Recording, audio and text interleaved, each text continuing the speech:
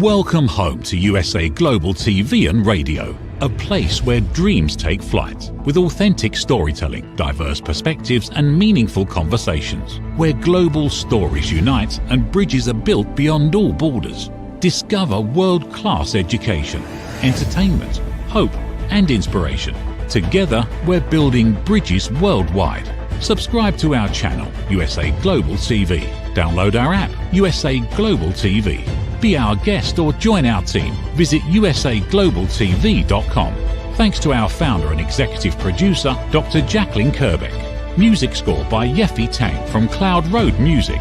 Voiceover artist Mike Porter. Creative direction by Paul Garcia. USA Global TV and Radio, your home for global connection. All rights reserved. This video and its contents are the exclusive property of USA Global TV and Radio. Unauthorized use, duplication or redistribution in any form is strictly prohibited.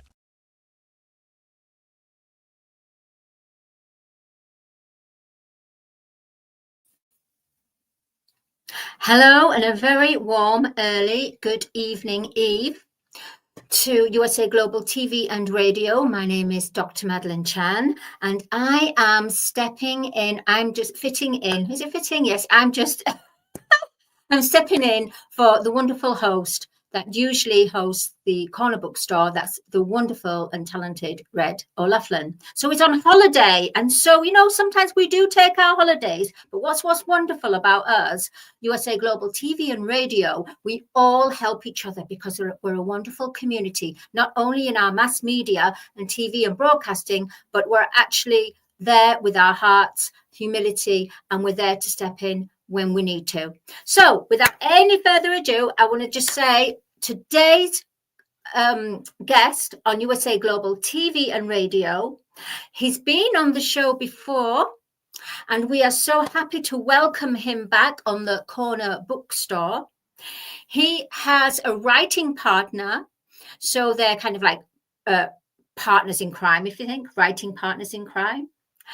They have a background of extensive experience in technology, and through their background and experience, they decided to put pen to paper and write a series of novels of 21st century crime thrillers, bringing in a little bit of romance, a little bit of intrigue, lots of little mysteries as well, and very clever about the loss of technology and solutions as well.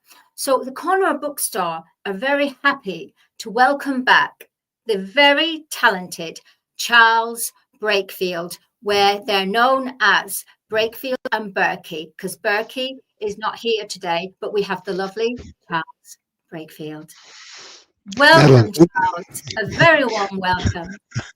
Madeleine, thank you for that spirited introduction. I hope I can live up to all the things that you elicited. So like, whoa, is this really me? I mean, I got on the wrong show here for somehow, but I'll try and make sure that we keep this lively and fun. Well, it's lovely to see you here and to hear you here. So Charles, for our viewers, our new viewers that don't know of you, can you just do a brief introduction, and then we'll carry on and talk about your recent promotions and your new novels that are coming out? Certainly. We got started, I guess, several years ago when Miss Burkey said, "Hey, let's go ahead and write some stuff." We were doing technical manuals at the time for a high-tech manufacturer. That worked for 2 books until I got fed up, because they kept saying, "Okay, it's been 6 months, it's out of date, so do it again, do overs," and so I kind of backed away from that particular activity. But Rox Burkey is very much the consummate salesperson, and she approached me and she goes, "Look, I got 5 chapters built on a fictional thriller, and we bake in the technology behind it, and so we make it realistic from a tech thriller standpoint. Then we make up some of the characters, and the good part about it is that we get to kill the people and in the books and not go to jail." So I was hooked, and we've been writing together ever since. The first big series we did, which was the Enigma series, the 12-book series, that's got a variety of technical threats. Where the bad guys have figured out a way to be able to ruin something that was designed to be good. Okay, so whenever you got bad guys doing that, there's usually some good guys that we like to offer up, and so that's the fun part for us. So it's the dynamics, the good guys versus the bad guys in the technical world, the things that we've seen and had to defeat ourselves in some cases, giving us good material to be able to work from. And then because we were always on demand in consulting work and dispatched here for training and so forth and so on, we got to meet an awful lot of people. Several of them I've got friends around the planet, so does Rox, and we snitched a little bit about some of their characteristics, usually the odd characteristics, to be blunt, that we thought were fun, and we made characters around some of them, and but always in good, just poking at them a little bit, and then letting them know, hey, by the way, you're in this new book, and they went, huh, really? I do, that was that's we try not to do that too much, because sometimes people get a little bit fussy about the details that we invent. But it was it's been a fun exercise, but we kept that series at 12, and then Rox said, we need something fresher. I mean, these guys that went through 12 books, they've grown up. They've reached that level of where they want to retire and quit fighting the bad guys. And so the Enigma Heirs, the trilogy that we just ended with book number 3, came out on May 1st. It's all about the next generation. And yes. Thank you for that. Thank you for that. So as we're looking on the screen, we're looking at your new novel at the moment, but called Enigma Jewels. So, Charles, can you explain about Enigma Jewels in the way that, is it part of a series or is it just a one-off? No, it's part of a series. Madeline. It's part of the series. Yes. Yeah, it's the third book in the series of the Enigma Heirs. So the first one is Tracer, second one is Forced, and Jewels is the third. And he's looking at the front cover. Mm-hmm. Who does the research, or do you both do the research in finding the right visuals for the cover? We work with our design person, Rebecca Finkel, and she's has a remarkable tolerance for people like us. I have to say, because we say, well, usually the first three concepts for the cover are like, now I'm sorry, that again, please, so we're doing that on the next book that we're doing. We're going to have to sit down with her. We send out this, here's all the stuff that we think, and then she does a reality check and says, excuse me, you're giving me a headache with all the junk that you want on the cover. No, it has to be grabby. That's true, but endless details are just, that's the wrong way to go. It has to, it has to say something. It has to work a certain way to be part of that genre that you're writing in. Thank you for sharing that, Charles. My next question is the way that you're saying that you, in your characters, in the story, do you ever, you and your partner, Rox, do you ever resurrect the character? If they haven't been whacked, yeah. We've had some characters that will get their own short stories for backstories, that for material that didn't quite fit in the novel. We'll do that from time to time when people said, hey, look, I want to know more about this. We even did somebody said, where did this art group come from? how did they evolve? Give us the backstory, for this, because these are, you talk like these people go all the way back to World War II, and they do. And so that's we did a historical fiction that basically introduced the concept of the R group, and that's the cyber good guys that we write about, and then we move the characters, shuttle them in and out, and then have them fight with bad actors from the darknet, almost book after book.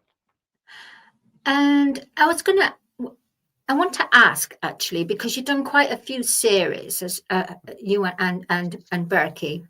Mm-hmm. So, with all the series that you've made, is there any character that's been carried out throughout the whole series? Is there a hero or heroine? Actually, there is, and it's not what you would think. It's actually an AI-enhanced supercomputer named Ichabod. He is part of the good guys team. He is always there. He's always inquisitive, learning. And at one book we got into, we got sort of sidetracked on him wanting to understand humor, and so we played off that, and that was kind of a fun exercise, because it was it also had the other side of he wanted to be able to use the pronoun I, but he had to earn it, and so that made for an interesting subplot in the within that particular book, which was the Enigma stolen. But he's throughout. He's always in a support cast role. He's got a little bit of a humor. He's programmed by a brilliant computer scientist that was a little, as my father-in-law used to say, half a bubble off is what we would classify him. And so he's always had that the ability to be able to interact and be good counsel for the R group in their quest for justice in today's world. It's very interesting that you brought a character which is an AI character. So, what year did both you and Burkey write the main character when you began the Enigma series? Yeah, it's about 2012. So it's about it spans almost 14 years. From the time that we hacked on the first book. So yeah, we've just been, probably the four most terrifying words in our vocabulary for the other person is "I have an idea," and that usually begins where the next book begins. Well, it's incredible that you wrote about AI. I mean, I'm only knowing about AI the last 2 years, really, because I don't come from a background of technology and I'm not a techie guru. So for me, it's all new. And I'm sure for many other people that are not like this. So the fact that you wrote about AI 2012, what prompted you, what inspired you to write about AI when it really wasn't in a public domain? It's curious where you would find that kind of technology back that far, but that's exactly what happened. There's a lot of programs. They didn't call it AI at the time. It basically was like, oh, all right, let's write this algorithm to be able to do, prowl the data stores to be able to find something that was suspicious. I've actually had to do that physically. Okay, here's all the error messages that are put in the log files. Go find what's important and deal with it. So we started doing, even before 2012, we started getting applications that would do that for us, but you had to train them, and you had to train them to do a specific task. That has basically morphed from single purpose, single task, highly probable outcome deterministic systems for saying, hey, this is where we've got somebody under attack, trying to attack us, to now where it's like, well, I'll feed all the information in and I'll teach you how to be able to think like me, which is kind of turned it on its ear. So it's come a long way. And we've seen, we see a lot of the good stuff and a lot of the bad stuff. It's AI for us is like human beings finding fire at the dawn of our civilization. I mean, it was like, wow, what a cool concept. I mean, if I get this fire, I can keep the wild animals away. I can cook food. I can keep warm. I mean, that was all the good stuff. What they didn't quite realize is that if the fire got out of control, it would burn, their homeland, their house, everything in it. So we would liken the dawn of AI very much like the dawn of fire for human beings. Wonderful stuff, great things that can happen, but also horrible things unyet realized, much like the fire that consumed Los Angeles at the beginning of this year. It's still a very powerful event in our psyche. So we expect AI to have the same kinds of good news, bad news routine. Charles, that's so much profound wisdom. I mean, profound. And absolutely, I'm just totally shocked, and I'm sure our viewers will be shocked in the way that your background in that area of AI, as we call it AI, but it's amazing. So this character, sorry, can I ask you again what the character is called, the AI character, so our viewers can connect? Well, it's actually an acronym, Ichabod, which stands for the Immersive Collaborative Associative Binary Override of Deterministic Systems. You see why we used Ichabod rather than his full name. Yes. So who came up? Sorry. We poke fun at ourselves in the technical world because we have an acronym for just about everything, and so we get on this kick of coming up with new acronyms in the books. The newest one we got coming out, which is where Ichabod says, "Okay, should I bring out the sponge code?" And it's like, where they come up with stuff like this. It's all tongue-in-cheek kind of humor. And if you ever stroll by, a high-tech discussion, it sounds like we're speaking gibberish because it's like, okay, well, all these acronyms to be able to talk real fast, and it's like, and it's a very much a casualty in your personal life because when the kids when they were small, they would ask me at dinner, "Dad, what'd you do today?" And I start talking about the things that really wound me up, and the little one would come over and tug on my sleeve. She goes, "Dad, nobody understands what you're talking about." It's interesting, isn't it? Our children just make it so the most technical information or words, and they just go, "Yeah, right." Yeah. Oh, so for our viewers, Charles, the character Ichabod, he's in all the series. So does Ichabod become more sensitized to the humans in the characters as you go along? Almost all of our characters have that evolution, like regular human beings. I mean, you're for your point. I mean, you're probably more educated, more well versed, more seasoned than when you started your career. And so we try to capture that with the human, the humans that are in the story, but also Ichabod, because he's evolving too. He's amassing more information. He's seeing the dynamics.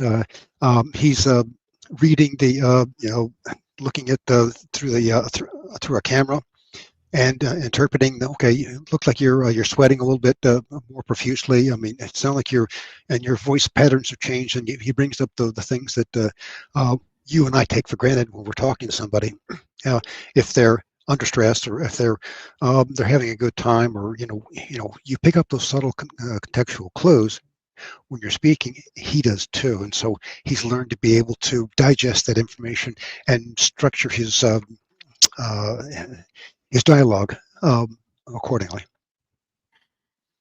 It's phenomenal. So do you think, Charles, that you may make some merch of Ichabod, like a little robot?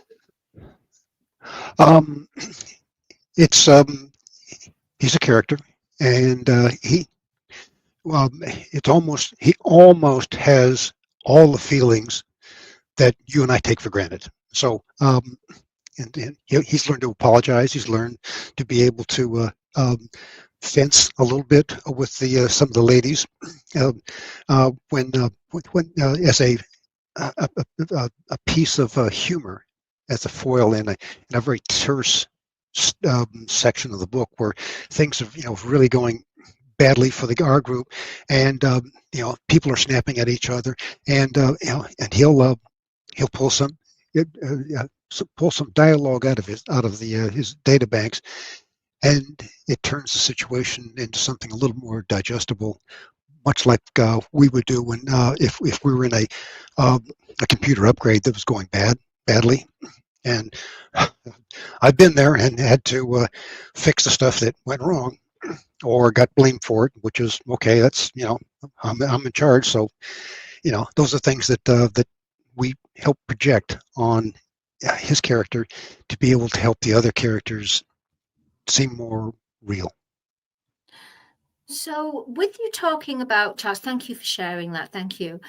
With you talking about the dark net, is Ichabod aware of the dark net in your stories, or is he a goodie? No, he's got to be, and that's an excellent question, Madeline. To be on the good side, you have to understand where the bad side comes from. What's motivating the bad side? And he has to be able to troll for information and not get caught doing so, because they're kind of fussy about that. They don't really want you, prowling around looking for evidence, ideas that's going on. So yes, he has to be part of the clandestine operations. He has to be able to know, here's what the bad guys are planning, doing, and here's what I suspect is the motivation for it, and here's how we could counteract it. And so it's a collaborative effort with him and his human counterparts. That's wonderful. We'll just leave it. I'll put you on pause there for the moment because we're about to go on to a commercial break, but we will be back, Charles. So yes, we're going to go to a commercial break and we'll be back with Charles Breakfield. In a world craving connection, one platform dared to dream bigger. USA Global TV and Radio, a beacon for global voices, authentic storytelling, and elevated listening. Led by visionary Dr. Jacqueline Kerbeck, the journey from a spark to a global force is now captured in one inspiring book. Honored with YouTube's Silver Creator Award for surpassing 100,000 subscribers, discover the evolution, the challenges, the triumphs, and the unstoppable spirit that created a global movement. Executive producer Dr. Jacqueline Kerbeck. Music score by Yeffy Tang. Creative director Paul Garcia. This video and its contents are the exclusive property of USA Global TV and Radio. Unauthorized use, duplication, or redistribution in any form is strictly prohibited. Now an Amazon #1 new release in paperback and ebook. Broadcasting Brilliance, the evolution of USA Global TV and Radio, is inspiring readers around the world. Join the movement that's redefining global media one story at a time.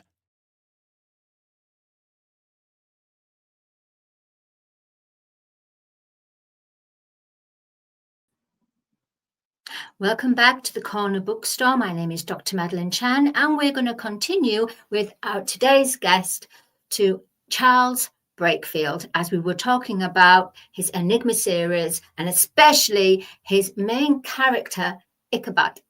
Welcome, Charles. Thank you. Before we get into that, I just want to say congratulations to you and to Jacqueline for the award that you guys have snagged from YouTube. I thought that was quite significant, and thank you for alerting me to that award, because that says a lot for your skill and talent in this field. Thank you. Thank you very much. Thank you for that. The mothership, Dr. Jacqueline Kerbeck's mothership, is just evolving and growing. As you said, Charles, everything has to evolve and grow. Yep. So going back to your Enigma series and your current novel, from the trilogy series, Jewels, Enigma Jewels. Yeah. Can you give us a synopsis on this? So the three books in the trilogy are tightly interweaved with because they're three half brothers. Three half brothers that were basically raised by their father in a criminal dynasty, and so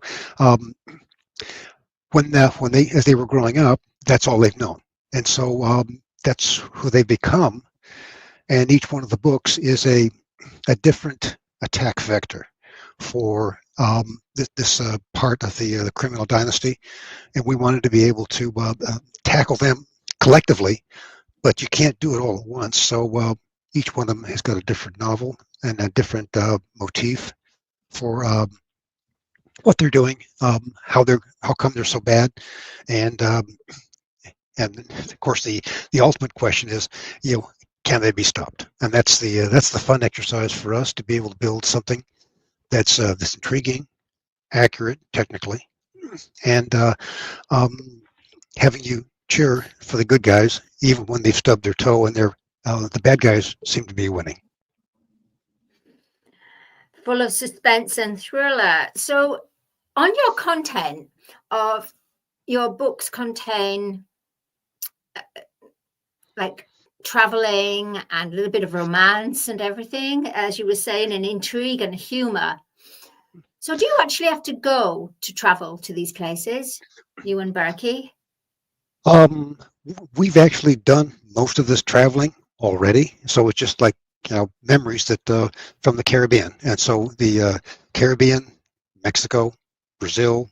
I lived in Germany for 3 years. I worked on global teams that had people in as far away as the Philippines, Puerto Rico. We've been in to so many different places that it's just part of our thought process, and so it's easy to be able to incorporate. Okay, we got something going on, and the Caribbean was sort of the highlight for this trilogy series. Book number 2 does spill into Mexico and some of the other Caribbean nations in that area. So, but yeah, we usually go on author cruises, and Rox and I are part of the faculty on the Authors at Sea with Dr. Judith Brills, and we get to teach some of the stuff, the background writing that we do, some of the technical things we use for production of books, audio, video.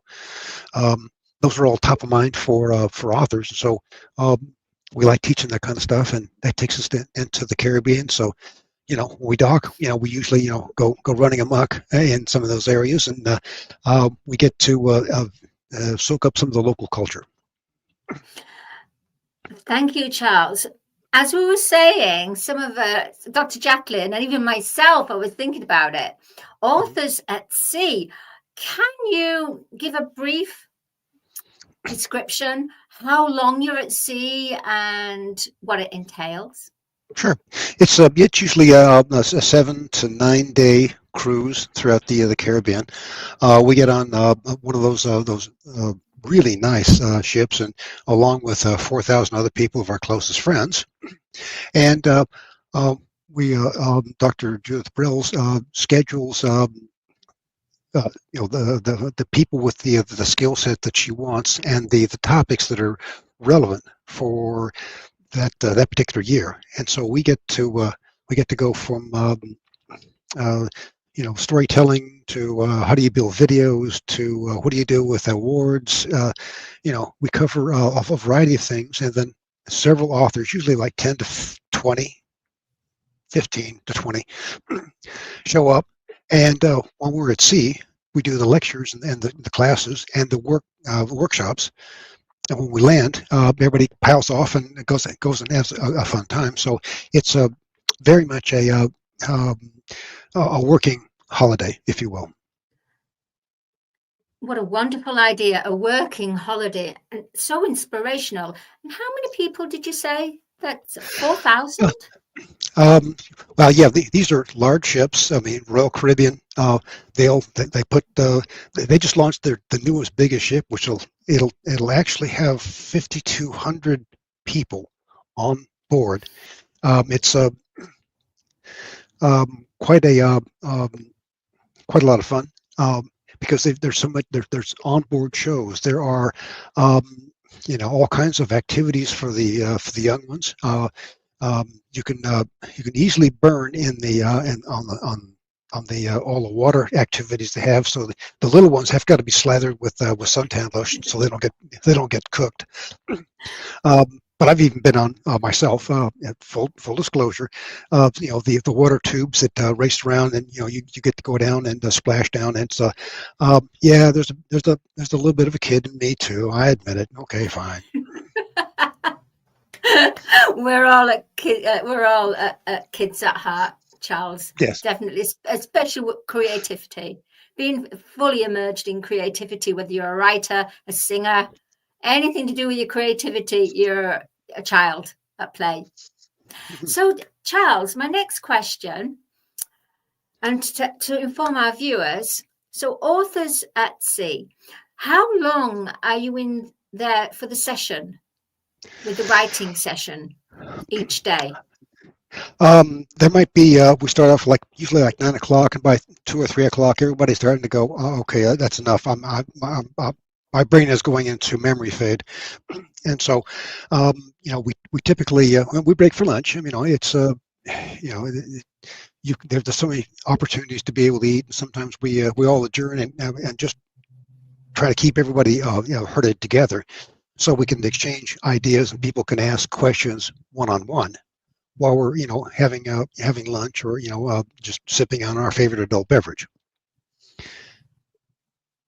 It's phenomenal. Thank you for sharing that. My mind goes to songwriting boot camps, but having Authors at Sea on a cruise sounds very much more appealing. much nicer, much more fun, because it's like, okay, the boot camps they're a bit.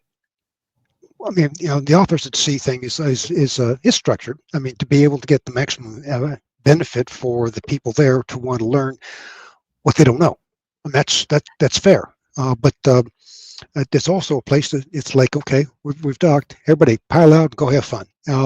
See the sights. Go do the swim with the dolphins, or whatever you want to do.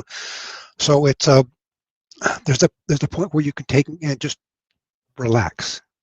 And that makes some of the material that's delivered, because I put together a 1 hour session on how to be able to do AI enhanced videos on your books in book compares, and I had several people kind of look like they had just got a shot of Novocaine. They were like, "Huh? Wow, this is heavy duty stuff." And I had 3 of them approach me and say, "Can I just talk with you one-on-one? Do we just go through this one more time, or tell me about the stuff that I don't quite understand, so I don't look silly in front of the others who obviously they all got it," which is hilarious because I had 3 people to say the same thing. Everybody else got it except me. I went, well, not quite true, but we're happy. I'm happy to be able to lend that observations of those instructions that could help them. That's what the whole idea is about.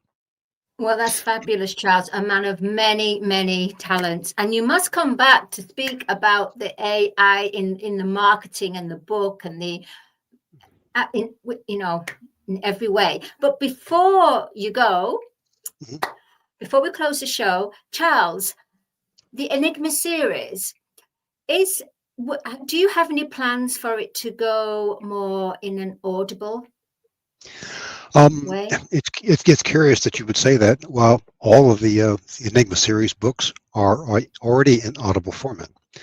We have a delightful gentleman by the name of Derek Scholes, and he has become the voice of the Enigma book series and the Enigma heirs. And so, if you're curious, you can go to our website at enigmabookseries.com or enigmaseries.com and listen to some of the audio snippets. He's I will defend his talent, to anyone, because he's actually done the near impossible, which is keep up with over 150 characters and given different voices, different accents, young, old, male, female. He's that good. We're that proud of him. So the within the Audible range, you can get snippets. I've got some on several of them on Spotify. We've got several of them in. All of them are available on Audible. So, but go listen. You'll be amazed at what he can do, and so much so that we've promised him, or I've got him to agree to, if we ever get a movie deal, and we'll talk to you about that, in a future episode of yours, Madeline. If we get a movie deal, I'm going to insist that he play the voice of Ichabod. It's something that's I'm going to be pretty adamant about it. What an honor that will be for him, and what an honor it will be. Yes, Enigma series that has to go to the movies, has to go to Netflix or Amazon, or has to, absolutely, without a doubt. So, with the Audibles, have you got any plans to? Are they in foreign language, appealing to other people around the world who can't speak American English or English? No, they're all in English.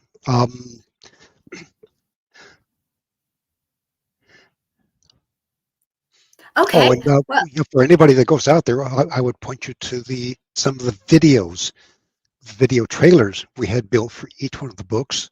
I think that you and Jacqueline would find those very interesting, because it's a 2-minute clip on what the book is about, with a video and subtitles, so that if somebody wanted to see, okay, what is this book about, and you can digest it that quickly, and we have those out there as well.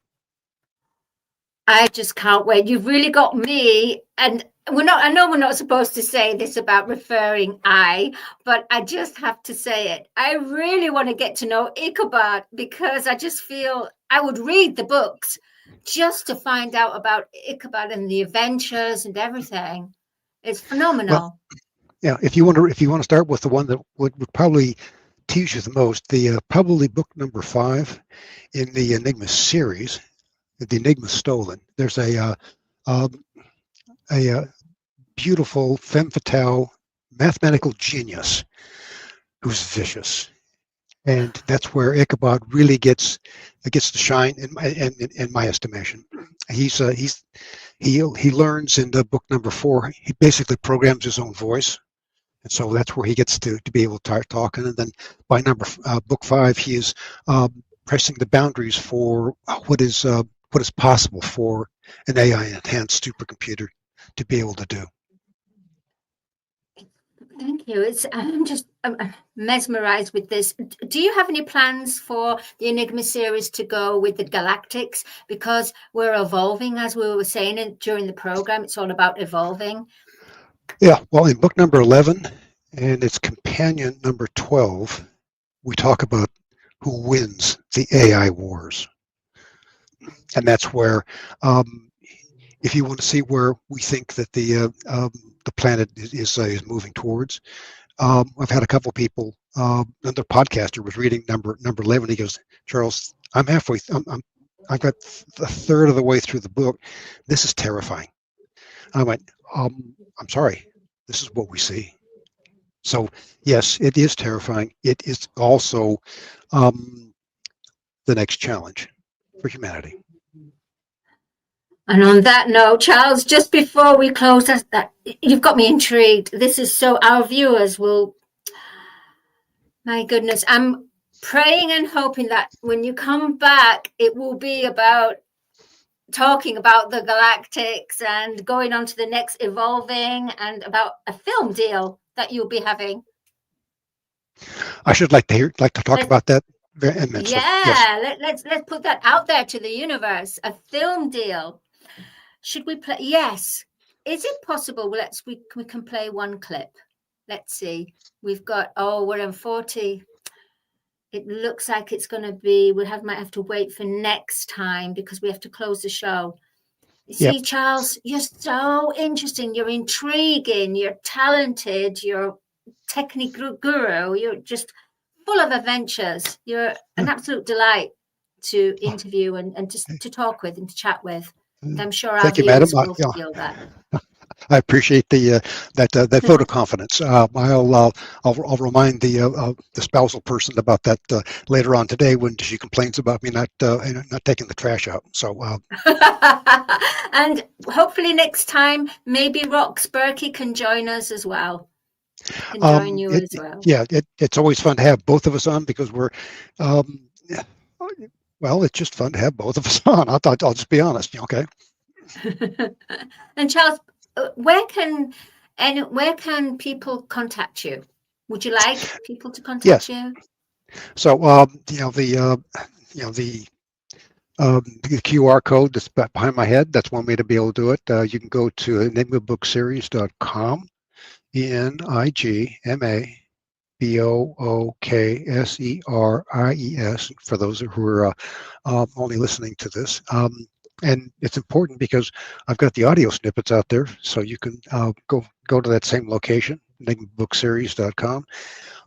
Sign up for our our email service, and answer the next riddle that we put on the next email, and listen to some of the audio snippets. Take a look at some of the videos that we've crafted. We think we're going down the right path for telling people what we do. That's fantastic. You've been a wonderful guest. Thank you, Charles. And do come back for part 3. So yes, love to. Please do. And wish you a lot of success, a lot of abundance, and a lot of great adventures. Okay. Thank you, Madeline. I appreciate it. Thank you so much, Charles. Okay. Bye-bye. Well, there you have it, the incredibly talented Charles Burkey, as well as his partner, Rox Burkey. So please do have a look at the Enigma series and especially check out Ichabod.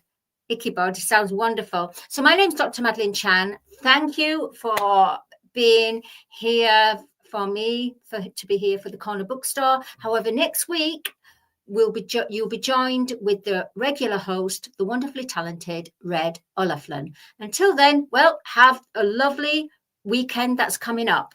Thank you very much, and I will see you on the Film and Music Show, actually. Okay. All right. Bye. USA Global TV and Radio, home of the YouTube Silver Creator Award, proudly presents Just the Thing for Your Ring. Introducing the patented Ring Thing. Your premium personal ring holder to keep your ring safe, nearby, and avoid loss. The Ring Thing just got smarter. Add your logo and an NFC tag that opens to your website with one tap. Waterproof, inner padding, and now a forever business card. Just the thing for your ring. Scan the QR code seen here to learn more about Ring Thing or place your order. Follow Ring Thing on Instagram at ring_thing_ or go to our website, ringthing.com.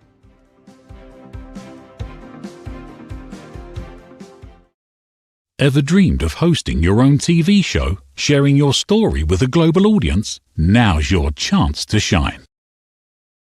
At USA Global TV and Radio, we make it easy for you to create, host and broadcast your very own TV show. Whether you're a storyteller, entrepreneur or industry expert, we help you bring your vision to life. With our exclusive interview, live streaming and podcasting training, you'll gain the skills and confidence to captivate your audience. Our global platform ensures your voice is heard worldwide. Join our community of creators who are already making an impact, one show at a time. Step into the spotlight. Host your own TV show on USA Global TV and Radio. Book your discovery call today at usaglobaltv.com.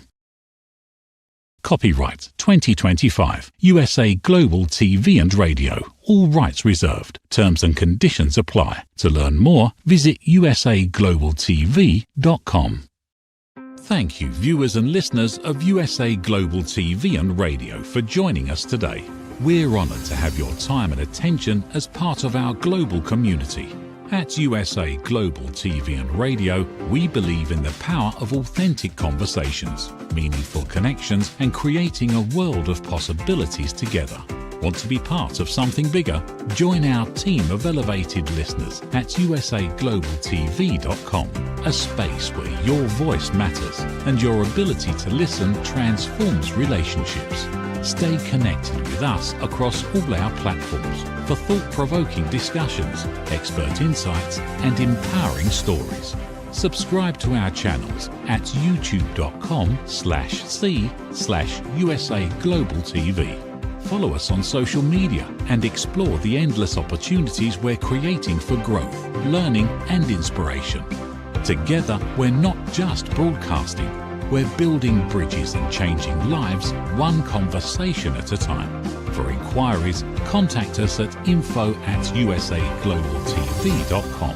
Music by Johnny Dyes. Produced by Executive Producer and Director Dr. Jacqueline Kerbeck. Voiceover by Mike Porter. Creative direction by Paul Garcia. All rights reserved. Copyright 2025. Visit usaglobaltv.com to view our full terms and conditions.